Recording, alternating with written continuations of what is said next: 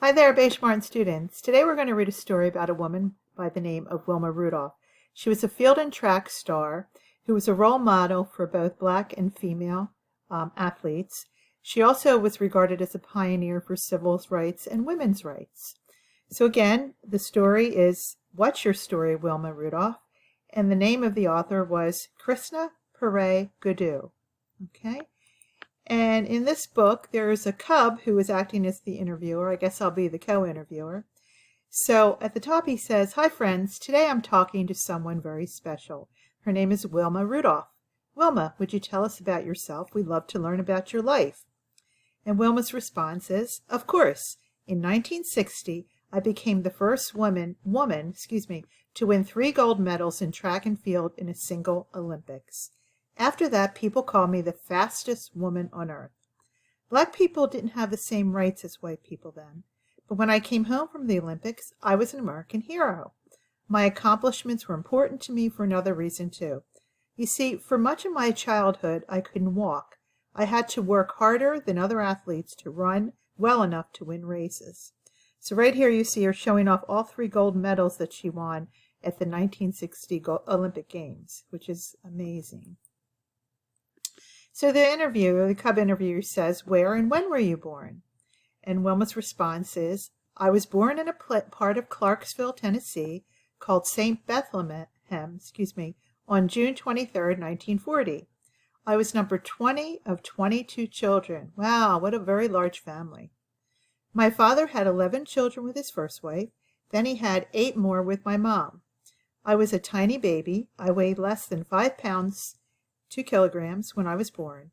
It's hard to believe I grew to be nearly 6 feet, 1.8 meters tall." And here you see her. Wilma Wright, age 6, poses for a photo with her older sister Yvonne. And Wilma came from a large family, as we've read, with a lot of siblings or a lot of children. So the interviewer said, "Why weren't you able to walk when you were a child?" And Wilma's response was, "When I was 4 years old, I got very sick. I came down with 3 different illnesses. They are called pneumonia, scarlet fever, and polio. Many children died from polio back then. I was lucky enough to survive, but my left leg was paralyzed. That didn't stop me from getting around, though. I hopped on 1 foot everywhere I went. The school my brothers and sisters went to wouldn't let me attend because I couldn't walk. I cried every morning when I watched them leave for school." It's very sad. And now right here what you see is this boy has braces on his legs. His legs are paralyzed when he had polio. Wilma had polio as a child too, as we've just learned. Now our cub interviewer says, "How did you learn to walk again?" "Every week, my mother and I boarded a bus and rode 45 miles, or 72 kilometers, to Nashville so I could have physical therapy. We had to sit in the back of the buses because buses were segregated. The law said only white people could sit in the front of buses. When I was 8, I got a metal brace attached to a special shoe. That helped me start to take my first steps. Then I was allowed to go to school. When I was 11, I was finally able to walk without the brace. One of the proudest moments of my childhood was the first time I walked down the aisle of the church my family went to." Wow, she had to go through a lot as a young girl. So here we see a bus with people in it, and when Wilma and her mom rode the bus to Wilma's appointments, it was against the law for them to sit anywhere except at the back of the bus. Now this photo shows a segregated bus in the 1950s, where black people had to sit in the back and I guess white people in the front. And the cub interviewer says, "When did you begin to run?" And Wilma says, "I began to run when I was in high school. I also played basketball. I was a very good basketball player. My high school team called me Skeeter. He said I was small and fast, just like a mosquito. When basketball season was finished, I ran in track events. I was a sprinter or someone who runs short distances. I won lots of races. I was so fast that I impressed Ed Temple, the track coach at Tennessee State University. He wanted me to be on his team. It was called the Tiger Bellies." Right here we see Wilma. After Wilma's legs got better, she began running. She was one of the fastest runners in her school. That's quite an accomplishment for a young woman. And the Cub interviewer says, what was the first important race you won?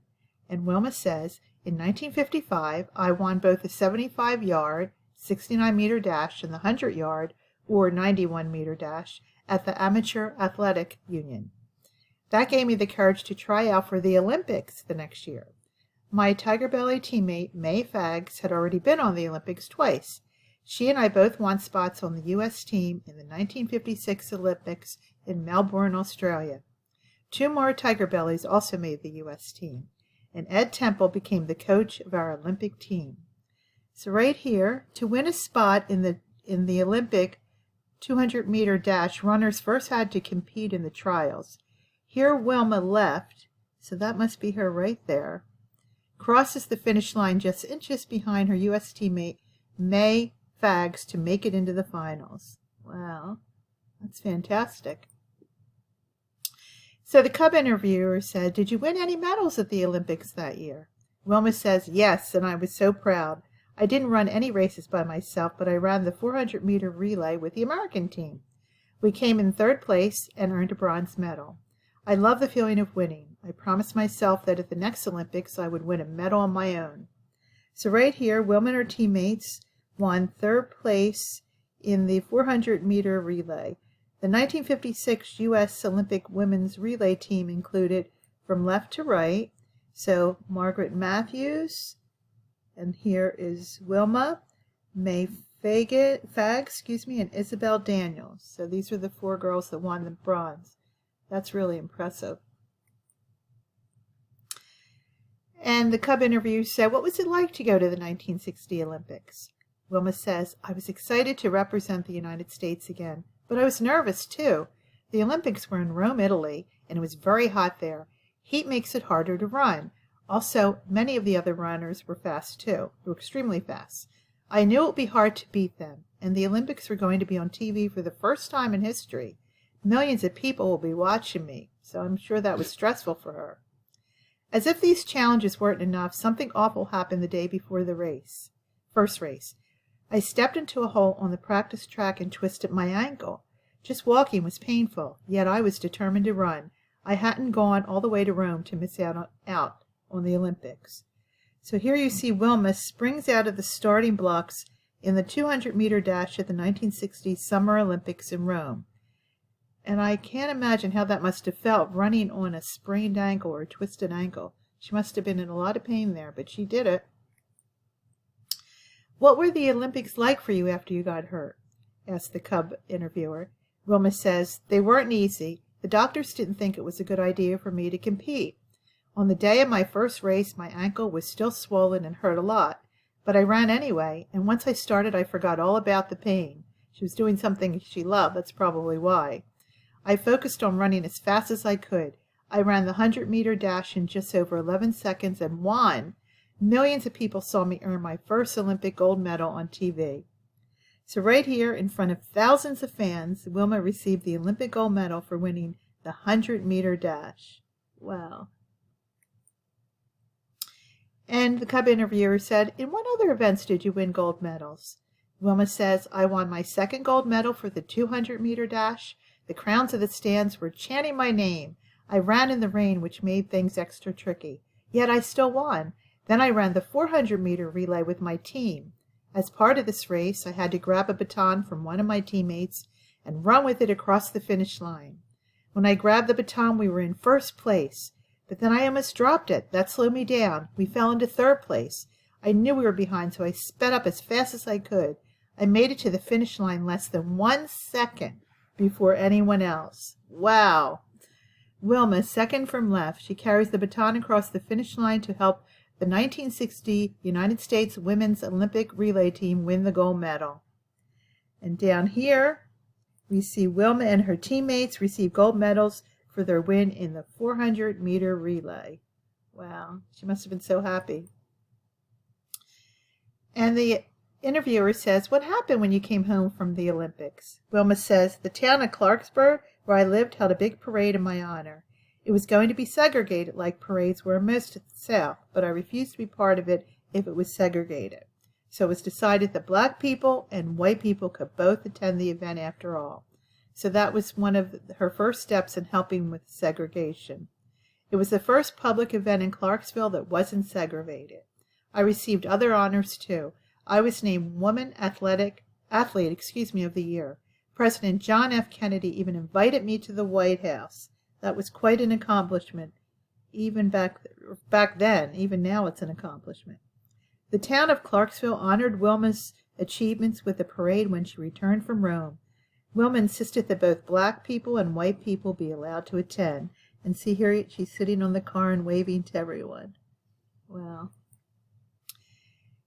And the Cub interviewer said, "Did you keep running after you won the gold medals?" Wilma says, "I retired from running in 1962. After that, I taught school and worked as a track coach. In 1967, I joined Operation Champ. This program organized a group of athletes who coached children and teenagers who didn't have anybody to teach them how to play sports. I love sharing my story and my skills with them. In 1981, I started the Wilma Rudolph Foundation to help even more young people train in sports. It was important to me to give kids a chance to find and build their skills in athletics." So, as we've read, Wilma overcame great odds to become an Olympic gold medal runner. She was a great role model for women, African Americans, and athletes of all kinds. That was a great story. And at the end it says, "How did your achievements make a difference in the world?" And Wilma said, "My success as a strong female athlete has encouraged young women, and especially young black women, to be athletes too. But I'm even prouder that my life inspired all young people, black and white, to follow their dreams. My life shows that with determination and desire, you can overcome almost anything." That was a great story. I hope you enjoyed it. See you next time. Bye now.